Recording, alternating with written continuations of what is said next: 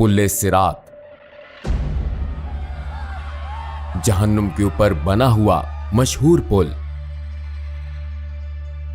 बिलाशुबा हम सब इस पुल को पार करेंगे, जो बाल बराबर बारीक और तलवार की धार जितना तेज है। कोई भी पुल सिरात को उस वक्त तक पार ना कर सकेगा जब तक वो सवालात के 7 मरहलों से ना गुजर जाए। 7 सवालात, 7 मुख्तलिफ पड़ाव पर। ये 7 सवालात क्या हैं?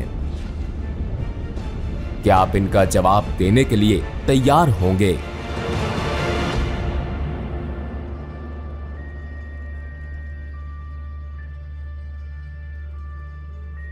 हजरत मोहम्मद सल्लल्लाहु अलैहि वसल्लम ने एक हदीस में पुल सिरात को यूं बयान फरमाया, पुल सिरात को पार करने का इन्हसार हर एक के अमाल पर है।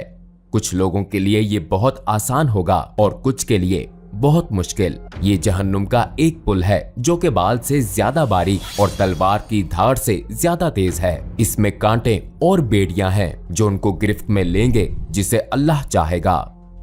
कुछ लोग इस पर से पलक झपकते गुजर जाएंगे जैसे रोशनी की रफ्तार हवा की तरह, या आली नस्ब घोड़ों और सवारियों पर।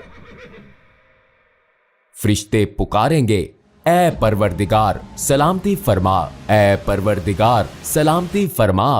वो लगातार पुकारेंगे। वहां ऐसे लोग होंगे जिनको खराश भी ना आएगी, और ऐसे भी होंगे जिन्हें हथौड़े से मारा जाएगा, और ऐसे भी होंगे जिनके चेहरे आग में झोंक दिए जाएंगे। जी हाँ, जैसा कि हदीस से साबित है कि लोग खुदा की बारगाह में अपने दर्जात की बुनियाद पर इस पुल को पार करेंगे।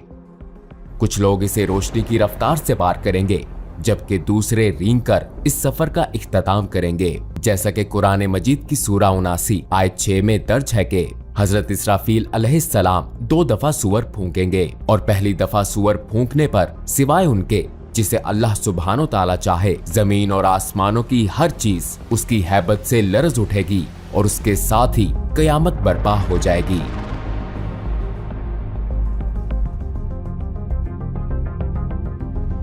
दूसरी दफा सूअर फूंकने पर सब दोबारा जिंदा होंगे और अपने रब की तरफ दौड़ेंगे ताकि मैदाने हशर में जमा हो जाएं, रोजे महशर का मकाम। जो लोग इस खौफनाक कयामत में दोबारा उठाए जाएंगे, उनको उनके अमाल का हिसाब दिया जाएगा जो उन्होंने दुनिया में किए थे।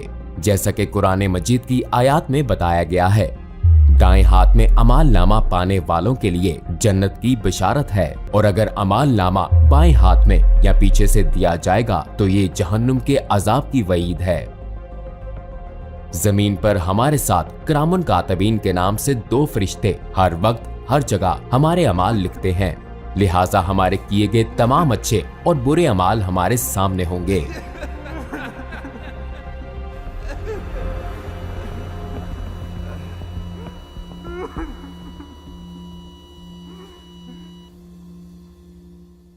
अमाल नामे के हवाले से सूरह कहफ की आयत नंबर 49 में बताया गया है,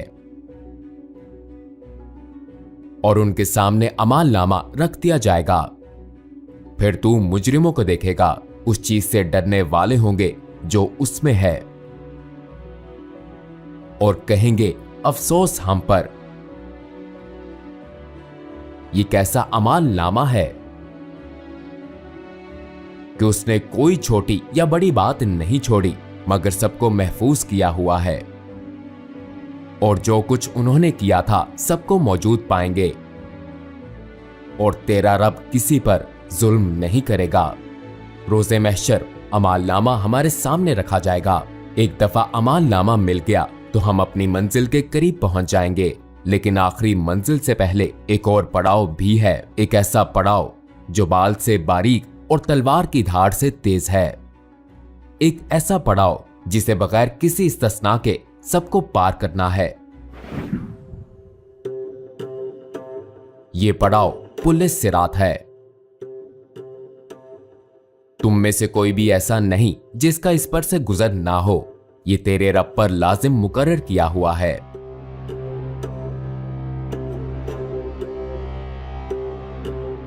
हदीस के मुताबिक सिरात जहन्नुम के ऊपर एक सीधा रास्ता है, हर कोई इस पर से गुजरेगा।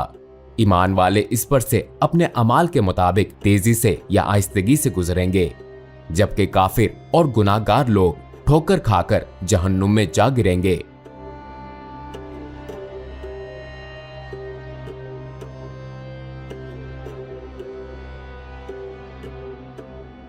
प्यारे नबी सल्लल्लाहु अलैहि वसल्लम ने फरमाया, सबसे पहले पुल सिरात को अबूर करने वाले आप सल्लल्लाहु अलैहि वसल्लम होंगे और फिर आप सल्लल्लाहु अलैहि वसल्लम की उम्मत। अगर लोगों के अमाल अच्छे होंगे तो वो तेजी से इस पर से गुजरेंगे। लिहाजा पुल सिरात पार करने के लिए आपसे क्या पूछा जाएगा? पुल सिरात पर हर एक से उसकी जिंदगी के अच्छे अमाल और गुनाहों के बारे में पूछा जाएगा। जैसा कि हमने शुरू में कहा कि पुल सिरात को 7 मरहलों पर सवालात के बगैर पार नहीं किया जा सकता। 7 पड़ाव के 7 सवालात। पहले पड़ाव पर जो पहला सवाल होगा वो हमारे ईमान के बारे में है। अगर हमारा ईमान कामिल है तो हम बासानी पहले मरहले से गुजर जाएंगे, लेकिन काफिर पहले ही मरहले में जहन्नुम में जा गिरेंगे। हम जानते हैं कि उन लोगों का आखिरी ठिकाना जहन्नुम है जिनको ईमान लाने का मौका दिया गया, लेकिन वो फिर भी ईमान नहीं लाए।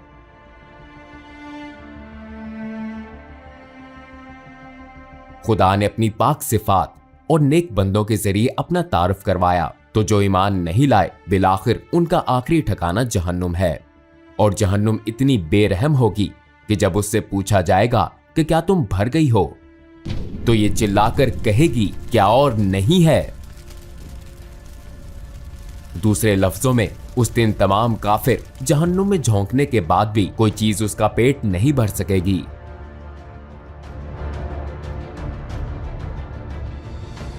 लेकिन डरे मत, अगर आप ईमान लाए और आपने नेक अमाल किए तो आपको रोज़े महशर की सख्तियों से पलक झपकते ही छुटकारा मिल जाएगा, बिल्कुल ऐसे जैसे हजरत इब्राहिम अलैहिस्सलाम आग में सही सलामत रहे। अगर आप ईमान लाए लेकिन खुद को बचाने के लिए अच्छे अमाल जमा नहीं किए, तब भी आपके पास मौका है, वरना आपके गुनाह कांटे बनकर आपका पीछा नहीं छोड़ेंगे। अगर आप इन कांटों से पीछा छुड़ा लेते हैं तो बहुत अच्छी बात है, लेकिन अगर ऐसा ना हो सका तो जहन्नुम की आग आपको निकलने की मुंतजिर होगी।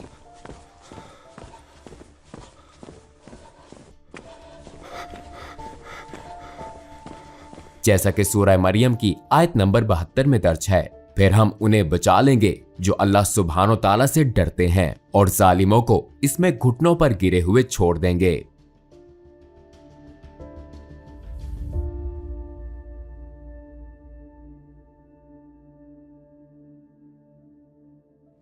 आइए इस पर बात करें कि हम इस पुल को कैसे पार करेंगे, जहां जहन्नुम अपनी तमाम तर होलनाकियों और दहशत के साथ हमारे कदमों तले होगी। हम कोशिश करेंगे कि इस पर नजर ना पड़े और हमारी तवज्जो अपने रास्ते पर मरकूज रहे। हम अपने इर्द गिर्द लोगों को देखेंगे। एक तरफ वो लोग होंगे जो अपने गुनाहों पर पछताएंगे, जबकि दूसरी तरफ वो लोग होंगे जो जहन्नुम में जा गिरेंगे। वहां ऐसे लोग भी होंगे जो इस दुनिया में रहते हुए आखिरत की फिक्र करते थे, और वही होंगे जो इस पुल को तेजी से बगैर किसी तकलीफ के पार कर लेंगे। पहले सवाल के जवाब में कामयाबी के बाद हम वहां पहुंचेंगे जहां दूसरा सवाल पूछा जाएगा। हमसे यहां नमाज के बारे में पूछा जाएगा, जो कि ईमान के बाद दीन इस्लाम का सबसे अहम सतून और इसके बुनियादी अरकान में से एक है। आपकी नमाजें जितनी मुकम्मल और खालिस होंगी, आपका हिसाब उतना ही आसान होगा। लेकिन अगर आपकी नमाज सही नहीं है तो शायद आपके अकीदे की इमारत गिर जाएगी। हमारे प्यारे नबी सल्लल्लाहु अलैहि वसल्लम ने फरमाया, नमाज दीन का सतून है, जिसने इसको तर्क किया बस उसने पूरे दीन को मुनहदम किया। अगर हम जहन्नम की आग से बचना चाहते हैं तो हमें यकीनी तौर पर अपनी नमाजें एक इमारत के मजबूत सतून की तरह कायम करनी होंगी। अगर हम जमीन पर सुई के नाके से भी जहन्नुम की आग देख लें तो सजदे से सर नहीं उठाएंगे। ठीक है, हमारा ईमान मजबूत है और हमारी नमाजें भी दुरुस्त हैं। अब हम तीसरे मरहले में दाखिल होंगे।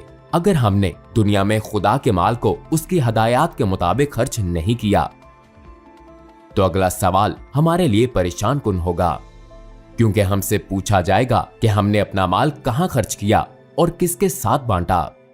क्या हमने ज़कात अदा की? हमसे सवाल होगा। इस बारे में गौर कीजिए। आपने जिंदगी इस ख्याल के तहत गुजारी कि खालिक का अता करदा माल आपका अपना है और ज़कात जिसका हुक्म खुदा ने बांटने के लिए दिया, आपने इसे मुस्तहकीन को देने के बजाय उनसे छुपाने को तरजीह दी। हमें ऐसी सूरत हाल से अल्लाह की पनाह मांगनी चाहिए। अगर हम अपना माल छुपाएंगे तो जन्नत भी हमसे छुप जाएगी। अगर हमने अपना माल खुदा की हदायत के मुताबिक कमाया और खर्च किया तो अगले पड़ाव पर हमसे रोजे के बारे में सवाल किया जाएगा, जो कि हम पर इसी तरह फर्ज हैं जिस तरह पिछली उम्मतों पर फर्ज थे। अगर हम इस पूछ कूछ के दौरान काश जैसा लफ्ज अदा नहीं करना चाहते तो हम पर लाजिम है कि माजी में हीलों बहानों से जो रोजे छोड़े हैं उनकी कज़ा अदा करें। इसके बाद हम 5वें पड़ाव पर होंगे। इस पड़ाव पर हमसे हज के बारे में पूछा जाएगा। अगर आप माली मसाइल की वजह से हज नहीं कर सकते तो माली इस्तेहकाम के बाद जिंदगी में एक दफा जरूर हज करें। अगर हम इस्तात होने के बावजूद हज अदा नहीं करते और बहाने बनाते हैं तो हम संगीन नताइज का सामना कर सकते हैं। छठे पड़ाव पर हम इस मौजू की तरफ आएंगे जो बिना इस्तिस्ना के हर किसी से मुतल्लिक है। ये मौजू हकूकुल लिबाद और सिला रहमी है।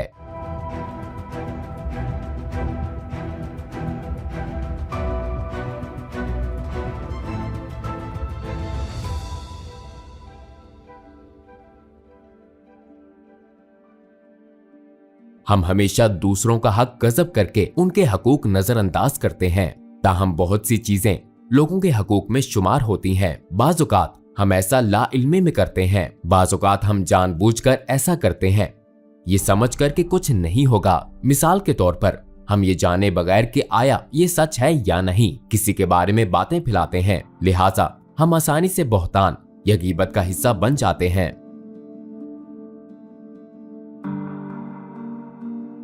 हमारे दीन में खानदान और रिश्तेदारों का तस्वुर बहुत अहम है, लिहाजा इसको बहुत अहमियत देनी चाहिए। ताहम हो सकता है कि हम अपने तमाम रिश्तेदारों के साथ हमेशा ना रहें, हमें उनके कुछ रवैये नापसंद हो, लेकिन हमें उनसे मुकम्मल कता ताल्लुक नहीं करना चाहिए। आइए सहाबा कराम रिजवान अल्लाह अलैहिम अजमाइन की हयात पर नजर डालें। चंद सहाबियों के वालिदैन मुसलमान ना थे, लेकिन उन्होंने फिर भी अपने वालिदैन को खुश करने की कोशिश की, सिवाय उन मामलात के जिनसे खुदा ने मना किया था। जब हम उन तमाम मराहिल से गुजर जाएंगे तो हमसे तहारत यानी गुस्ल का सवाल होगा। अगर हम पिछले 6 सवालों में कामयाब रहे, खुदा के फजल से हम उन लोगों में शामिल होंगे जो सफाई को तरजीह देते हैं। अगर हम तहारत का ख्याल ना रखते तो पिछले सवालात में कामयाबी भी मुमकिन ना होती।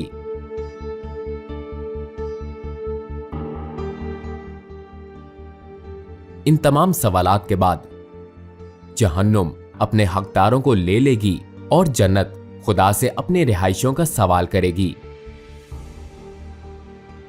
नबी अकरम सल्लल्लाहु अलैहि वसल्लम ने एक हदीस में फरमाया, बहुत से लोगों को पुलिस सिरात का पता भी ना चलेगा और वो फरिश्तों से इस बारे में पूछेंगे कि वो जहन्नुम और पुलिस सिरात कहाँ हैं, क्या हमने इसे अबूर कर लिया। फरिश्ते जवाब देंगे कि तुम जहन्नुम के ऊपर इस पुल को पार कर चुके हो, लेकिन तुम्हारे अमाल के नूर की वजह से जहन्नुम की आग बुझ गई और ढांप दी गई। कहा जाता है जहन्नुम की आग मोमिनीन से कहेगी, ए मोमिनो मेरे ऊपर से तेजी से गुजरो, क्योंकि तुम्हारे अमाल का नूर मेरी आग को बुझाता है। खुदा की मर्जी होगी तो हमें जन्नत बतौर इनाम मिल जाएगी, जो कि सफर के इख्तिताम पर एक खूबसूरत जगह है, ऐसी खूबसूरत कि किसी आंख ने ना देखी, किसी कान ने ना सुनी, कोई इंसान ख्वाब में भी जन्नत की खूबसूरती का तस्वुर नहीं कर सकता। नेक अमाल के साथ जिंदगी गुजारना इतना भी मुश्किल नहीं है। हमें ज़माने आखिर के खुशगवार हथकंडों से बचने के लिए कुछ खास इक़दाम करने की जरूरत है। याद रखिए कि हमने जितनी बातें कही सब दुरुस्त हैं और लाज़मन वकू पजीर होंगी। तो क्या दुनिया में आरज़ी जिंदगी के लिए आखिरत तबाह करना जरूरी है? ठीक है, आपको किसकी ज्यादा फिक्र है, दुनिया के आरज़ी पुल की या उस पुल की जो अब्दियत की तरफ लेकर जाता है। अस्सलामुअलैकुम भाई और बहनों, हमने देखा कि हमारे 80% व्यूवर्स बाशमूल इस वीडियो के हमारे चैनल के सब्सक्राइबर नहीं हैं। जैसा कि आप जानते हैं, हम एक गैर मुनाफा बख्श तंजीम है और हमारी वीडियोस पर इश्तिहारात गैर फाल हैं। लिहाजा हम सिर्फ इसलिए इसकी दरख्वास्त कर रहे हैं ताकि सच्चाई को फैलाया जा सके। ये एक छोटा सा अमल लगता है, लेकिन इंशाल्लाह ये बहुत से लोगों के लिए रहनुमाई का जरिया बन सकता है। आइए अब सब्सक्राइब बटन पर क्लिक करें और मिलकर टुवर्ड्स इटर्निटी का हिस्सा बने।